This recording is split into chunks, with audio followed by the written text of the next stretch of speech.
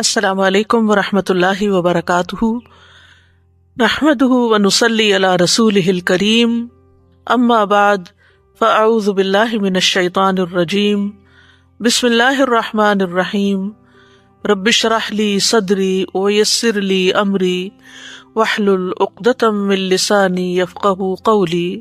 اور مچھلی والے کو جب وہ غصے سے بھرا ہوا چلا گیا، پس اس نے سمجھا کہ ہم اس پر گرفت نہ کریں گے، تو اس نے اندھیروں میں پکارا کہ تیرے سوا کوئی معبود نہیں، تو پاک ہے، یقیناً میں ظلم کرنے والوں میں سے ہو گیا ہوں۔ تو ہم نے اس کی دعا قبول کر لی اور اسے غم سے نجات دی، اور اسی طرح ہم ایمان والوں کو نجات دیتے ہیں۔ ایک مسافر جسے مشرق کی طرف سفر کرنا ہو، وہ ایک ٹرین میں سوار ہوتا ہے، مگر ٹرین چلنے کے بعد اس کو پتہ چلتا ہے کہ جس گاڑی میں وہ سوار ہے وہ تو مغرب کی طرف جا رہی ہے۔ تو سوچئے کہ اس کا حال کیا ہوگا۔ وہ اپنی اس غلطی پر یعنی غلط گاڑی پر بیٹھنے پر تڑپ اٹھے گا، بے چین ہو جائے گا، اور جو ہی اگلے اسٹیشن پر گاڑی رکے گی وہ فوراً اتر جائے گا۔ مومن کا بھی یہی حال ہوتا ہے۔ جب اس سے کوئی ایسی غلطی ہو جاتی ہے جو اسے صراط مستقیم سے ہٹا دیتی ہے، وہ کسی دوسرے راستے پر چل دیتا ہے جو آخرت میں نقصان دینے والا ہے، تو وہ تڑپ اٹھتا ہے، نہایت شرمندہ ہو کر اپنے رب کے حضور گڑ گڑا کر اپنی غلطی کا اعتراف کر کے دوبارہ سیدھے رستے پر آ جاتا ہے۔ مومن وہی ہے جو غلطی کر کے پلٹ آئے، توبہ کر لے، اپنے رب کو راضی کر لے، حتیٰ کہ رب اس سے راضی ہو جائے۔ دعا کی قبولیت کے لیے لازمی شرط ہے کہ آدمی سنجیدگی اور توجہ سے دعا مانگے، پورے دل سے مانگے، اور اپنے قول و قرار پر غور کرے۔ اور جب انسان کے دل اور زبان میں موافقت پیدا ہو جاتی ہے تو دعائیں قبول ہونے لگتی ہیں، مشکلات حل ہو جاتی ہیں، رنج و غم سے نجات مل جاتی ہے۔ وَظَنُّونِ إِذْ ذَهَبَ مُغَاضِبًا فَظَنَّ أَن لَّن نَّقْدِرَ عَلَيْهِ فَنَادَىٰ فِي الظُّلُمَاتِ أَن لَّا إِلَٰهَ إِلَّا أَنتَ لَا إِلَٰهَ إِلَّا أَنتَ سُبْحَانَكَ إِنِّي كُنتُ مِنَ الظَّالِمِينَ فَاسْتَجَبْنَا لَهُ وَنَجَّيْنَاهُ مِنَ الْغَمِّ وَكَذَٰلِكَ نُنجِي الْمُؤْمِنِينَ۔ یہ آیت جو آپ کے سامنے پڑھی گئی ہے، لا الہ الا انت سبحانک، اس آیت کو آیت کریمہ بھی کہا جاتا ہے۔ یہ سورۃ الانبیاء کی آیت نمبر 87 ہے۔ اس میں یونس علیہ السلام کا واقعہ بیان کیا گیا ہے۔ یہ واقعہ اس جگہ کے علاوہ سورۃ صافات اور سورۃ قلم میں بھی بیان کیا گیا ہے۔ اللہ سبحانہ تعالیٰ نے نینوا والوں، جو عراق کا علاقہ ہے، اس میں تقریباً 8ویں صدی قبل مسیح یونس علیہ السلام کو بھیجا۔ آپ نے انہیں اللہ کے دین کی دعوت دی، مگر انہوں نے اسے قبول کرنے سے انکار کرتے ہوئے اپنے کفر پر اصرار کیا۔ یونس علیہ السلام اپنے لوگوں سے ناراض ہو کر چلے گئے اور وعدہ کر گئے کہ 3 دن بعد اللہ کا عذاب آ جائے گا۔ جب ان لوگوں کو یہ بات ثابت ہو گئی اور وہ سمجھ گئے کہ نبی جھوٹ نہیں بولا کرتے، تو وہ اپنے بچوں، چوپایوں، مویشیوں کو لے کر صحرا کی طرف نکل گئے۔ انہوں نے ماں اور ان کے بچوں کو الگ الگ کر دیا، اور پھر اللہ عز و جل کے حضور آہوزاری کی۔ اونٹ اور ان کے بچے بلبلانے لگے، گائیں اور ان کے بچے ڈکرانے لگے، اور بھیڑ بکریاں اور ان کے بچے ممیانے لگے، تو اللہ نے ان سے عذاب کو دور کر دیا۔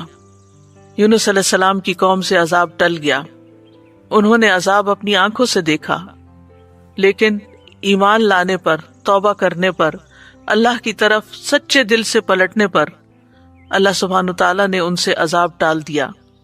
اللہ تعالیٰ کا فرمان ہے، فَلَوْلَا كَانَتْ قَرْيَةٌ آمَنَتْ فَنَفَعَهَا إِيمَانُهَا إِلَّا قَوْمَ يُونُسَ لَمَّا آمَنُوا كَشَفْنَا عَنْهُمْ عَذَابَ الْخِزْيِ فِي الْحَيَاةِ الدُّنْيَا وَمَتَّعْنَاهُمْ إِلَىٰ حِينٍ۔ سو کوئی ایسی بستی کیوں نہ ہوئی جو ایمان لائی ہو، پھر اس کے ایمان لانے نے اسے نفع دیا ہو۔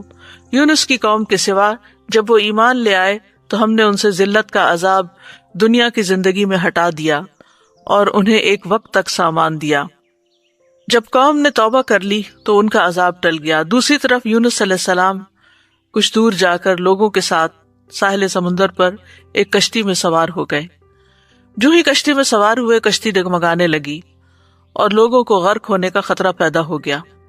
تو انہوں نے قرعہ اندازی کی کہ ایک آدمی کو کشتی سے نکال دیں تاکہ اس کا بوجھ ہلکا ہو جائے۔ قرے میں یونس علیہ السلام کا نام نکلا، مگر انہوں نے اپنے آپ کو کشتی سے نکالنے سے انکار کر دیا۔ انہوں نے دوبارہ قرہ اندازی کی، پھر آپ ہی کا نام نکلا، حتیٰ کہ جب تیسری بار قرہ اندازی کی گئی تو پھر بھی آپ ہی کا نام نکلا۔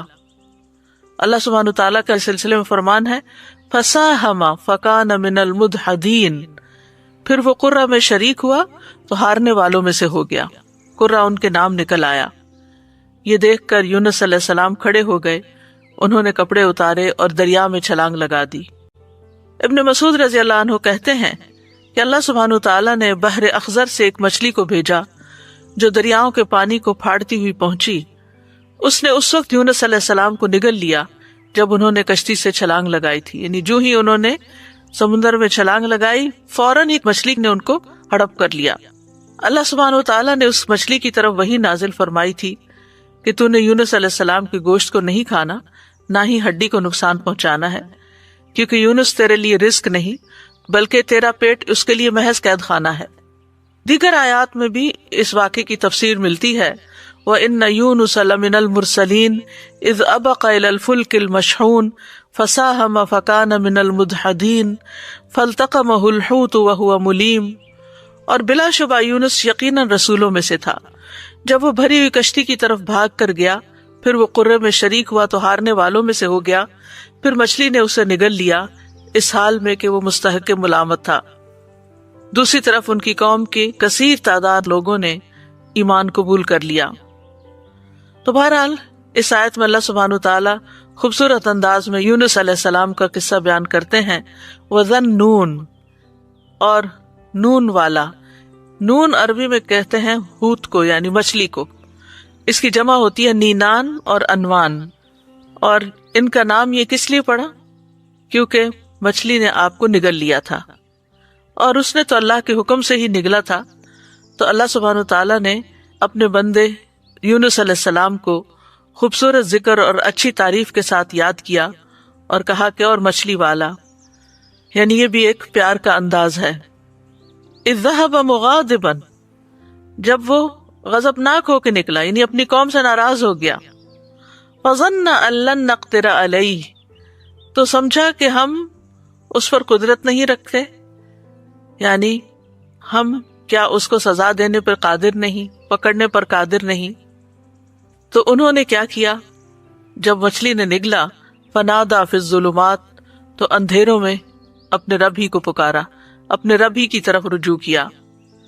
اور اندھیروں سے مراد رات کا اندھیرا، سمندر کا اندھیرا، مچھلی کے پیٹ کا اندھیرا تھا، یعنی اندھیرے پر اندھیرا تھا۔ اور کیا دعا مانگی؟ اللہ الہ الا انت سبحانک انی کنت من الظالمین، کہ تیرے سوا کوئی الہ نہیں، تو پاک ہے، بے شک میں ہی ظالموں میں سے ہوں۔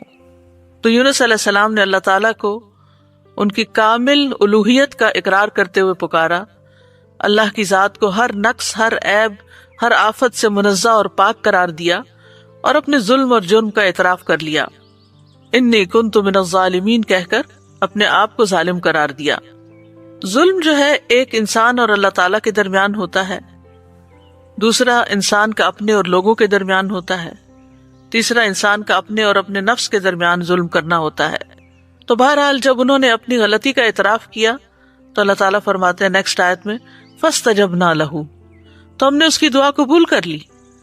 سبحان اللہ، یعنی انہوں نے جو ہی خطا کا اعتراف کیا اللہ سبحانہ تعالیٰ ان سے راضی ہو گئے۔ وَنَجَّيْنَاهُ مِنَ الْغَمِّ، اور ہم نے اس کو غم سے نجات دی۔ وَكَذَلِكَ نُنْجِي الْمُؤْمِنِينَ، اور ہم مومنوں کو اسی طرح نجات دیتے ہیں۔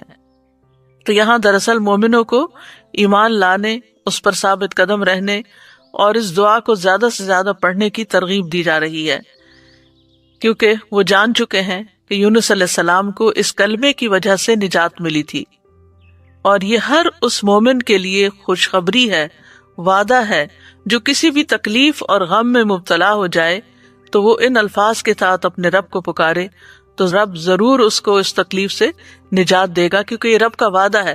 کذالک ننجی المؤمنین، ہم اسی طرح بچائیں گے، نجات دیں گے مومنوں کو، یعنی جو بھی یہ طریقہ اختیار کرے گا اللہ تعالیٰ اس کی تکلیف کو دور کر دے گا، اس کی تکلیف کم کر دے گا، جیسا کہ اللہ تعالیٰ نے یونس علیہ السلام کے ساتھ کیا۔ تو اس آیت میں اس بات کی دلیل ہے کہ تحلیل یعنی لا الہ الا اللہ کا پڑھنا اور تسبیح سبحانہ کا پڑھنا ہر غم کو دور کر دیتے ہیں، تکلیفوں اور پریشانیوں سے نجات دیتے ہیں۔ تو جو شخص اللہ کی کتاب پر ایمان لائے اس کے لیے یہی مناسب ہے کہ وہ اس دعا کو سختیوں میں اپنی پناہ گاہ بنائے اور خوشحالی میں اس کو اپنی سواری بنائے، اس وعدے پر بھروسہ کرتے ہوئے جو اللہ نے مومنوں کے ساتھ کیا ہے کہ وہ اس دعا کے پڑھنے والے کو قبولیت میں یونس علیہ السلام کے ساتھ ملا دیں گے، یعنی جیسے ان کو نجات ملی انہیں بھی مل جائے گی۔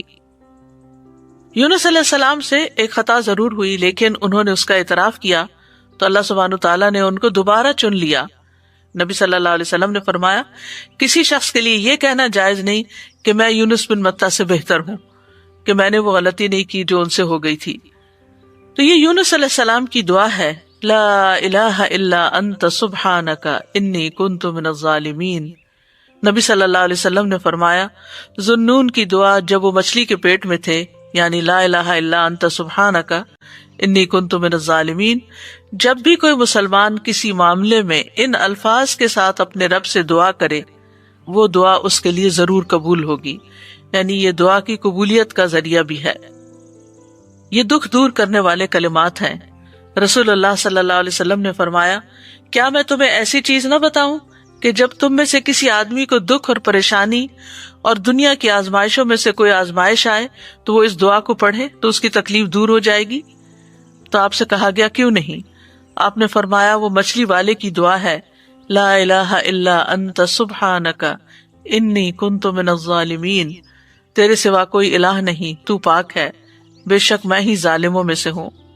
طبری کہتے ہیں کہ سلف صالحین ان الفاظ کے ساتھ دعا مانگتے تھے اور اس دعا کو دعائے کرب کہا کرتے تھے، یعنی تکلیف دور کرنے والی دعا کا نام دیتے۔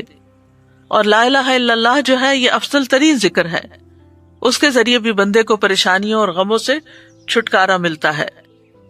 یہاں پر ہم دیکھتے ہیں کہ یونس علیہ السلام کچھ مانگ نہیں رہے، صرف اللہ کی تعریف کر رہے ہیں اور اپنی خطا کا اعتراف کر رہے ہیں۔ تو یاد رکھیے اہل علم کہتے ہیں کہ دعا کی دو قسمیں ہوتی ہیں، ایک دعائے ثنا اور دوسری دعائے طلب۔ ایک ہے اللہ تعالیٰ کی تعریف پر مبنی دعا اور دوسری درخواست، یعنی کچھ مانگنا اللہ سبحانہ و تعالیٰ سے یا طلب کرنا۔ تو دعائے ثنا کیا ہوتی ہے؟ جیسے یہ ہے لا الہ الا انت سبحانک انی کنت من الظالمین، اور جیسے لا الہ الا اللہ وحدہ لا شریک لہ لہ الملک ولہ الحمد وہو علی کل شیء قدیر، یہ عرفہ کے دن کی دعا ہے۔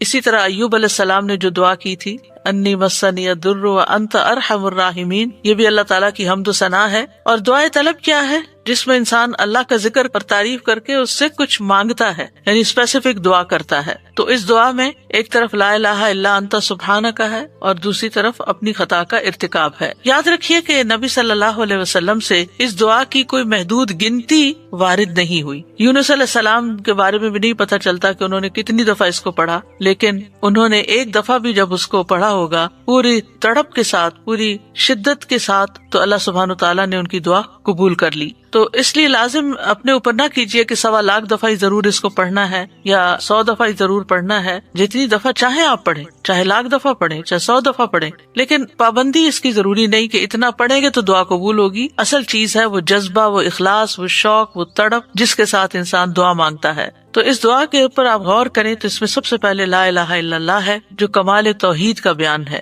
اور دوسرا پھر سبحانہ کا ہے جو کمال پاکیزگی کا اظہار ہے کہ اللہ تعالیٰ ہر عیب اور برائی سے پاک ہے، اور تیسرے اپنی غلطیوں کا اعتراف ہے۔ یعنی یہ 3 ایسی بہترین چیزیں اکٹھی ہو گئی ہیں کہ جس کی وجہ سے دعا قبول ہوتی ہے۔ اور پھر اس میں ان چیزوں کو دراصل وسیلہ بنایا گیا ہے، اللہ کی توحید کا اقرار کر کے اس کو لا الہ الا اللہ کو وسیلہ بنایا گیا، تسبیح پڑھ کر وسیلہ بنایا گیا، انی کنت من الظالمین اپنی عبودیت کا اقرار کیا گیا اور اپنی غلطی کا اعتراف کیا گیا۔ تو یہ سب دراصل دعا کی قبولیت کے لیے ایک وسیلہ بن گیا۔ ابن قیم کہتے ہیں جہاں تک مچھلی والے کی دعا کا تعلق ہے تو اس میں رب عز و جل کی کمال توحید، اس کی کمال پاکیزگی پائی جاتی ہے، اور اس میں بندے کا اپنے ظلم اور گناہ کا اقرار بھی ہے، اور یہ مصیبت، پریشانی اور غم کے علاجوں میں سب سے مؤثر علاج ہے، اور حاجتوں کو پورا کرنے کے لیے اللہ سبحانہ تعالیٰ تک پہنچنے کا سب سے مؤثر وسیلہ ہے۔ اور یہاں پر توحید کی اقسام کا بھی ایک طرح سے ذکر ہے اور اقرار بھی ہے۔ توحید کا اقرار جو ہے یہ دراصل انسان کو رب کے آگے جھکا دیتا ہے، اس سے اللہ تعالیٰ کی عظمت کا احساس انسان کے دل میں آتا ہے، اور پھر تسبیح پڑھ کر انسان اللہ سبحانہ تعالیٰ کو انتہائی پاکیزہ قرار دیتا ہے جو کہ اس کے شایان شان ہے، اور اپنے اوپر غلطی کو لیتا ہے اور خود اپنے رب کی طرف رجوع کرتا ہے۔ اور اس میں ہم دیکھتے ہیں کہ بہت لطیف طریقے سے ظلم پر معافی کی درخواست ہے۔ انہوں نے اپنی ذات پر اپنے ظلم کا ذکر کیا، جو ظلم کی تیسری قسم ہے نا، یعنی ظلم اور انسان کا اپنا نفس۔ تو یاد رکھیے، اپنے گناہوں کا اعتراف کرنا حاجات پوری کرنے کا سب سے افضل دروازہ ہے۔ اللہ عظیم ہے، کریم ہے، اس کے آگے مسکین بن جائیں، اس کے آگے فقیر بن جائیں، اور ساری قوتوں کا مالک، قدرت کا مالک اسی کو سمجھیں، اور پھر اپنے رب کو تڑپ کر پکاریں، تو انشاءاللہ دعا قبول ہوگی، غم دور ہو جائیں گے، حاجات پوری ہو جائیں گی انشاءاللہ۔ ہم دیکھتے ہیں کہ سید الاستغفار جو ہے اس میں بھی انسان اپنی بندگی اور گناہوں کا اعتراف کرتا ہے اور اللہ تعالیٰ کی الوہیت کا، اللہم انت ربی لا الہ الا انت خلقتنی، اے اللہ آپ میرے رب ہیں، آپ کے علاوہ کوئی معبود نہیں، آپ نے مجھے پیدا کیا ہے، میں آپ کا بندہ ہوں۔ تو بہرحال اس میں یہ جو لا الہ الا اللہ ہے، اس دعا کے اندر لا الہ الا انت، یہ ایمان کی افضل ترین شاخ ہے۔ حدیث میں آتا ہے ایمان کی 70 یا 60 سے اوپر کچھ شاخیں ہیں، جن میں سب سے افضل لا الہ الا اللہ کہنا ہے۔ ایک اور جگہ پر آتا ہے افضل ذکر لا الہ الا اللہ ہے۔ سچے دل سے لا الہ الا اللہ پڑھا جائے تو آسمان کے دروازے کھل جاتے ہیں، یہ اللہ کی رحمت پانے کا سبب بھی ہے۔ نبی کریم صلی اللہ علیہ وسلم کی شفاعت دلانے والا کلمہ ہے۔ رسول اللہ صلی اللہ علیہ وسلم نے فرمایا، قیامت کے دن میری شفاعت کی سعادت سب سے زیادہ حاصل ہوگی اسے جس نے لا الہ الا اللہ خلوص دل سے کہا، یعنی سب سے زیادہ میری شفاعت کی سعادت اس کو ملے گی جو سچے دل سے لا الہ الا اللہ کہتا ہے۔ پھر یہ لا الہ الا اللہ مصائب سے نجات دلانے والا کلمہ ہے۔ نبی صلی اللہ علیہ وسلم نے فرمایا، جس نے لا الہ الا اللہ کہا تو ایک دن یہ کلمہ اسے مصیبتوں سے ضرور نجات دلائے گا، اس سے پہلے جو ہو چکا وہ ہو چکا۔ پھر جنت میں لے جانے والا کلمہ ہے، من مات وهو يعلم انه لا الہ الا اللہ دخل الجنہ، جو شخص اس حال میں فوت ہوا کہ وہ جانتا تھا کہ اللہ کے سوا کوئی الہ نہیں، وہ جنت میں داخل ہوگا۔ ایک اور حدیث کے مطابق اس کلمے کی وجہ سے انسان کو آگ سے نکال لیا جائے گا، اور مرنے والے کو خاص طور پر اس کی تلقین کرنی چاہیے۔ نبی صلی اللہ علیہ وسلم نے فرمایا، اپنے مرنے والوں کو لا الہ الا اللہ کی تلقین کیا کرو، کیونکہ جو شخص لا الہ الا اللہ پڑھتا ہے تو پھر جنت میں جانے سے اسے کوئی چیز روک نہیں سکتی۔ پھر سبحانہ کا جو ہے یہ تسبیح ہے، تسبیح سے تقدیر بدل جاتی ہے۔ اہل علم کا کہنا ہے، میں نے قرآن میں تسبیح کو تلاش کیا تو میں نے ایک عجیب چیز پائی، میں نے پایا کہ تسبیح تقدیر کو ٹال دیتی ہے، جیسا کہ یونس علیہ السلام کے واقعے میں ہے۔ اللہ تعالیٰ فرماتے ہیں، فلولا انہ کان من المسبحین للبث فی بطنہ الی یوم یبعثون، پھر اگر یہ بات نہ ہوتی کہ بے شک وہ تسبیح کرنے والوں میں سے تھا تو یقیناً اس کے پیٹ میں اس دن تک رہتا جس میں لوگ اٹھائے جائیں گے۔ یعنی اگر یونس علیہ السلام یہ تسبیح نہ پڑھتے تو قیامت تک مچھلی کے پیٹ میں رہتے۔ تو اس سے پتہ چلتا ہے کہ تسبیح کا مقام بہت عظیم ہے اور اتنا مؤثر اور اس درجے تک پہنچا ہوا ہے کہ اللہ تعالیٰ نے اس کی وجہ سے تقدیر کو تبدیل کر دیا، جیسا کہ یونس علیہ السلام کے اس واقعے میں ہم دیکھ رہے ہیں۔ داؤد علیہ السلام کے ساتھ پہاڑ اور پرندے بھی تسبیح کرتے تھے، ان کے ساتھ ساتھ دہراتے تھے۔ سورۃ الانبیاء میں آتا ہے، وَسَخَّرْنَا مَعَ دَاوُودَ الْجِبَالَ يُسَبِّحْنَ وَالطَّيْرَ، ہم نے داؤد کے ساتھ پہاڑوں کو مسخر کر دیا جو تسبیح کرتے تھے۔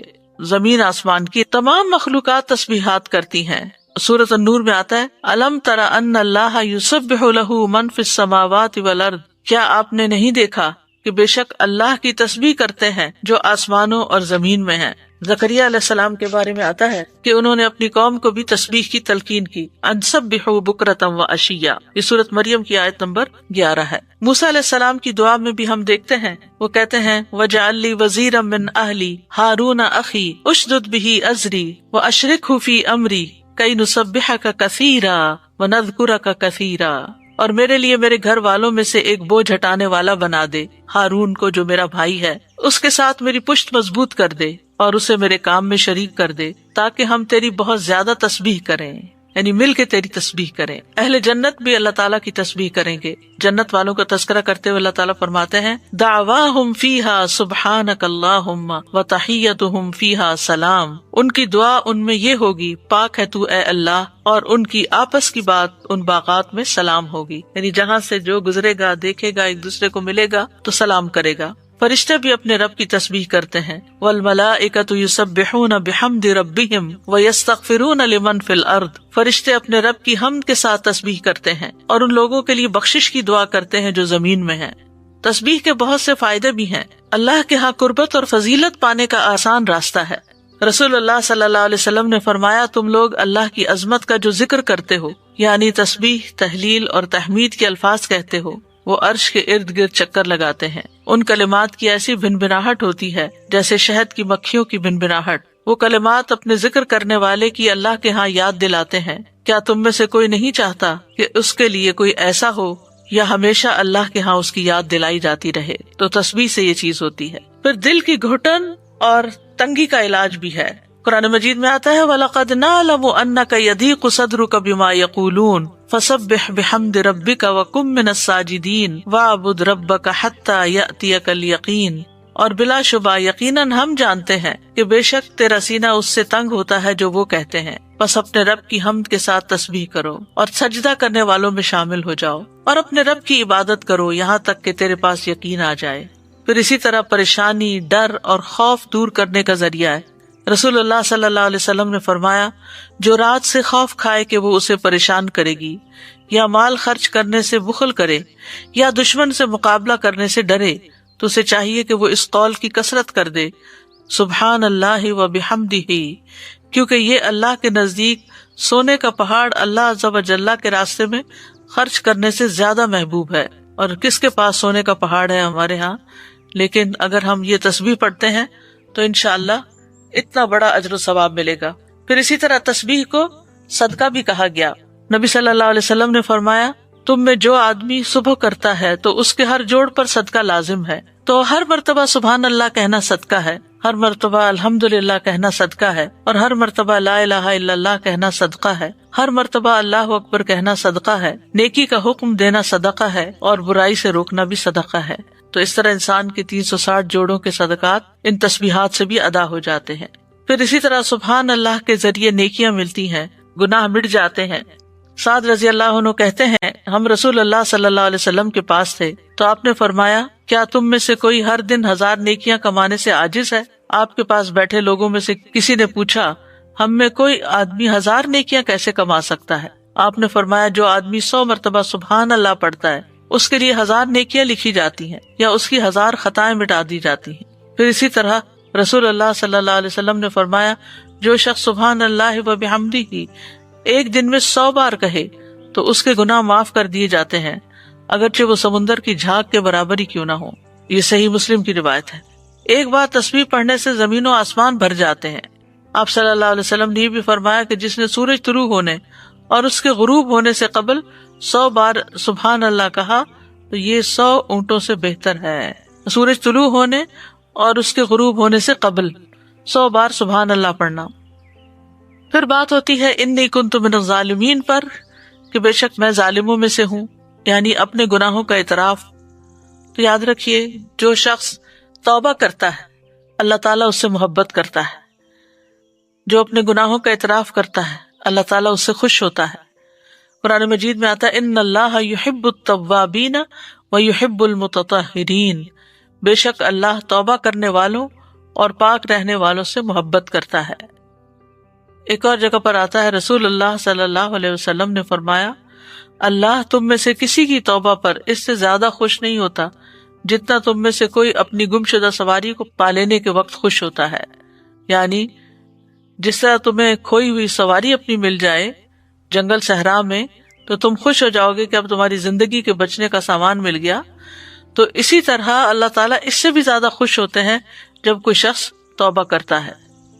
پھر توبہ کرنے سے انسان کے گناہ معاف ہو جاتے ہیں. نبی صلی اللہ علیہ وسلم نے فرمایا اگر تم اتنے گناہ کرو کہ تمہارے گناہ آسمان تک پہنچ جائیں پھر تم توبہ کرو تو اللہ تعالیٰ تمہیں معاف کر دے گا. پھر گناہوں سے توبہ کرنے والا ایسا ہے جیسے اس نے گناہ کیا ہی نہ ہو. استغفار اور توبہ گناہوں کا علاج ہے۔ تو اس دعا سے کیا فائدے ہمیں حاصل ہوئے؟ اس دعا میں جامع آداب بھی ہیں اور پاکیزہ کلمات بھی ہیں اور ان کے بہت زیادہ فائدے بھی ہیں۔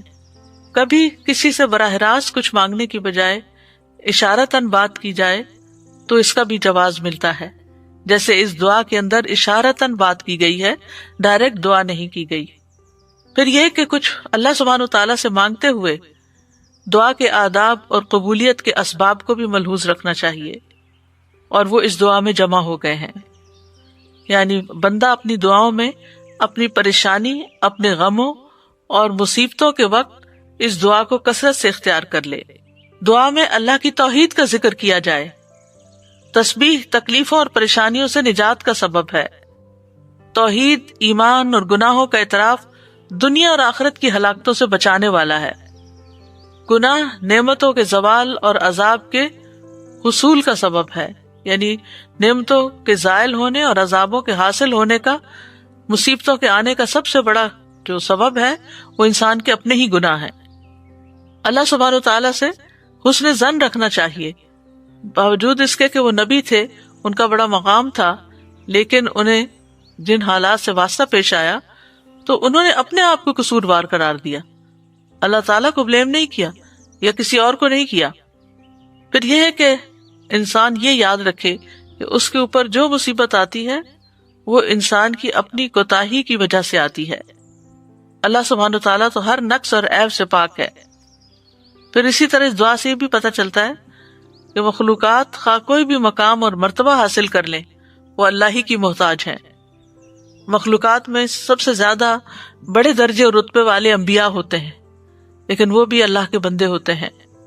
تو اس لیے کسی بھی مشکل پریشانی کے وقت انسانوں کی طرف نہیں بھاگیں بلکہ اللہ کی طرف دوڑیں۔ یہ دعا جو ہے وہ خاص طور پر رنج و غم دور کرنے کی دعا ہے۔ پہلی بات تو یہ یاد رکھنی چاہیے کہ انسان کمزور پیدا کیا گیا، وَخُلِقَ الْإِنسَانُ ضَعِيفًا، اس کو تکبر زیب ہی نہیں دیتا کہ وہ جھوٹ موٹ بڑا بن کے رہے۔ انسان اللہ کا محتاج ہے۔ یا ایھا الناس انتم الفقراء الی اللہ واللہ هو الغنی الحمید۔ انسان کا اللہ کے سوا کوئی مددگار نہیں۔ وما لکم من دون اللہ من ولی ولا نصیر، تمہارے لیے اللہ کے سوا نہ کوئی دوست ہے نہ کوئی مددگار۔ پھر یہ کہ وَلِلَّهِ مُلْكُ السَّمَاوَاتِ وَالْأَرْضِ وَاللَّهُ عَلَى كُلِّ شَيْءٍ قَدِيرٌ۔ سورۃ آل عمران میں اللہ تعالیٰ فرماتے ہیں کہ اللہ آسمان و زمین کا مالک ہے، یعنی آسمان اور زمین یہ اللہ ہی کی ملکیت ہے، اور اللہ ہر چیز پر پوری قدرت رکھتا ہے۔ پھر اسی طرح بھلائی پہنچانے اور تکلیف ہٹانے پر اللہ قادر ہے، یہ بھی ہمارا یقین ہونا چاہیے۔ وَإِن يَمْسَسْكَ اللَّهُ بِضُرٍّ فَلَا كَاشِفَ لَهُ إِلَّا هُوَ وَإِن يَمْسَسْكَ بِخَيْرٍ فَهُوَ عَلَى كُلِّ شَيْءٍ قَدِيرٌ۔ اگر اللہ تجھے کوئی تکلیف پہنچائے تو اس کے سوا کوئی اسے دور کرنے والا نہیں، اور اگر وہ تجھے کوئی بھلائی پہنچائے تو وہ ہر چیز پر پوری طرح قادر ہے۔ پھر یہ کہ شفا اللہ ہی دیتا ہے۔ وَإِذَا مَرِضْتُ فَهُوَ يَشْفِينِ، اللہ ہی کو پکارنا برحق ہے۔ اللہ سے ہمیں اپنے غم اور دکھ کا اظہار کرنا چاہیے، جیسے یوسف علیہ السلام کے والد یعقوب علیہ السلام نے کہا انما اشکو بثی وحزنی الی اللہ، اپنے شکوے صرف اللہ ہی سے کرنے چاہیے اور ہر معاملے میں اللہ کی طرف بڑھنا چاہیے۔ نبی صلی اللہ علیہ وسلم نے فرمایا بے شک اللہ تعالیٰ فرماتا ہے میں اپنے بندے کے گمان کے ساتھ ہوتا ہوں جو وہ میرے ساتھ گمان رکھتا ہے۔ جب وہ مجھے یاد کرتا ہے میں اس کے ساتھ ہوتا ہوں، اور اگر وہ مجھے اپنے دل میں یاد کرے تو میں بھی اسے اپنے دل میں یاد کرتا ہوں۔ اگر وہ مجھے بھری محفل میں یاد کرے تو میں اسے اس سے بہتر محفل میں یاد کرتا ہوں۔ اگر وہ میری طرف ایک بالشت آئے تو میں اس کی جانب ایک گز نزدیک ہوتا ہوں۔ اگر وہ مجھ سے ایک گز قریب ہو تو میں اس سے 2 گز قریب ہوتا ہوں۔ اگر وہ میری طرف چلتا ہوا آئے تو میں دوڑتا ہوا اس کے پاس جاتا ہوں۔ یعنی اس کا مطلب کیا ہے؟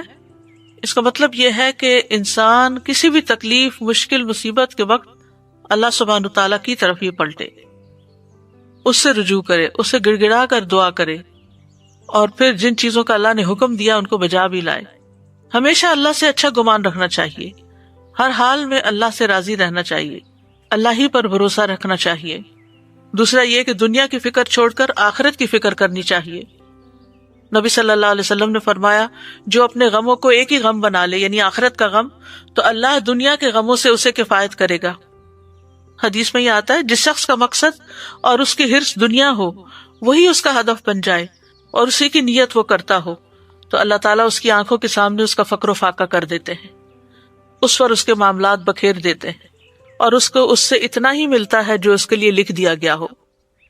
اور جس شخص کا مقصد اور اس کی حرص آخرت ہو اور وہی اس کا ہدف بن جائے اور اسی کی نیت کرتا ہو تو اللہ تعالیٰ اس کے دل میں غنا ڈال دیتے ہیں اور اس کے معاملات کو یکجا کر دیتے ہیں اور دنیا اس کے پاس ذلیل ہو کر آتی ہے۔ تیسرے یہ کہ اجر پر نظر رکھنی چاہیے۔ نبی صلی اللہ علیہ وسلم نے فرمایا مومن مرد اور عورت پر جسمانی یا مالی یا اولاد کی طرف سے مستقل پریشانیاں آتی رہتی ہیں یہاں تک کہ جب وہ اللہ سے ملتا ہے تو اس کا ایک گناہ بھی باقی نہیں رہتا۔ ایک اور حدیث میں آتا ہے کہ جتنی بڑی مصیبت ہوگی اتنا ہی بڑا اجر ہوگا، اور جب اللہ کسی قوم سے محبت کرتا ہے تو اس کو آزمائش میں مبتلا کر دیتا ہے۔ پھر یہ کہ مومن کے لیے ہر غم، تکلیف اور ڈپریشن بھی باعث اجر ہوتا ہے۔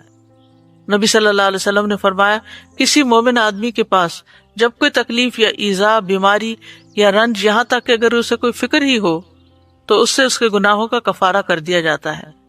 پھر اسی طرح آپ نے فرمایا کہ مسلمان کو جو بھی تکلیف پہنچتی ہے تو وہ اس کے گناہوں کا کفارہ ہو جاتی ہے، یہاں تک کہ چوٹ بھی اسے لگتی ہے یا اسے کوئی کانٹا بھی چبھتا ہے تو وہ بھی اس کے گناہوں کا کفارہ ہو جاتا ہے۔ چوتھی بات ہے مثبت مشغولیت اپنائی جائے، اچھے کام میں مصروف ہوں۔ رسول اللہ صلی اللہ علیہ وسلم نے فرمایا وہ لوگ اللہ کو زیادہ محبوب ہیں جو دوسرے لوگوں کے لیے زیادہ فائدہ مند ہوں، اور اللہ عز و جل کے ہاں سب سے زیادہ پسندیدہ اعمال یہ ہیں: نمبر 1 کسی مسلمان کو خوش کرنا، نمبر 2 اس سے کوئی تکلیف دور کرنا، نمبر 3 اس کا قرضہ چکانا، نمبر 4 اسے کھانا کھلانا، نمبر 5 اور مجھے کسی بھائی کی ضرورت پوری کرنے کے لیے اس کے ساتھ چلنا اس مسجد میں 1 مہینہ اعتکاف کرنے سے زیادہ محبوب ہے، اور جس نے اپنے غصے کو روک لیا اللہ اس کی خامیوں پر پردہ ڈال دے گا۔ پھر دوسروں کی پریشانیاں حل کرنے سے انسان کی اپنی پریشانیاں دور ہوتی ہیں۔ حدیث میں آتا ہے جو اپنے بھائی کی مدد میں لگا رہتا ہے اللہ اس کی مدد میں لگ جاتا ہے۔ 5ویں چیز ہے کثرت سے اللہ کا ذکر کرنا، کیونکہ اللہ کے ذکر سے دلوں کو اطمینان ملتا ہے، غم، دکھ، پریشانیاں دور ہوتی ہیں۔ اللہ کا ذکر زندگی دیتا ہے، ذکر سے قوت ملتی ہے۔ اللہ کا ذکر پریشانی سے نجات کا باعث بنتا ہے، شیطانی حملوں سے بچاؤ کا مضبوط قلعہ ہے۔ ذکر کے کچھ فائدے امام ابن قیم نے اپنی کتاب الوابل الصیب میں کیے ہیں۔ نمبر 1 یہ شیطان کو بھگا دیتا ہے، اس کا قلع کما کرتا ہے، اس کی قوت کو توڑ دیتا ہے۔ نمبر 2 یہ رحمان عز و جل کو راضی کرتا ہے۔ نمبر 3 یہ دل سے غم اور پریشانی کو دور کرتا ہے۔ نمبر 4 یہ دل کے لیے فرحت، مسرت اور خوشی کھینچ لاتا ہے۔ نمبر 5 یہ دل اور جسم کو طاقت بخشتا ہے۔ نمبر 6 یہ دل اور چہرے کو منور کرتا ہے۔ نمبر 7 یہ رزق کو کھینچ لاتا ہے۔ نمبر 8 یہ ذکر کرنے والے کو روب، حلاوت اور تازگی کا لباس پہناتا ہے۔ تو یہ ہے کچھ فائدے جو انہوں نے مشاہدات سے اخذ کیے ہیں۔ اس سے یہ پتہ چلتا ہے کہ پریشانیوں میں انسان کو اللہ ہی کی طرف رجوع کر کے اللہ ہی کے ذکر کی کثرت کرنی چاہیے، اور پھر نماز سے بھی مدد حاصل کی جائے، کیونکہ نماز سے مدد لینے سے خوف اور غم دور ہو جاتے ہیں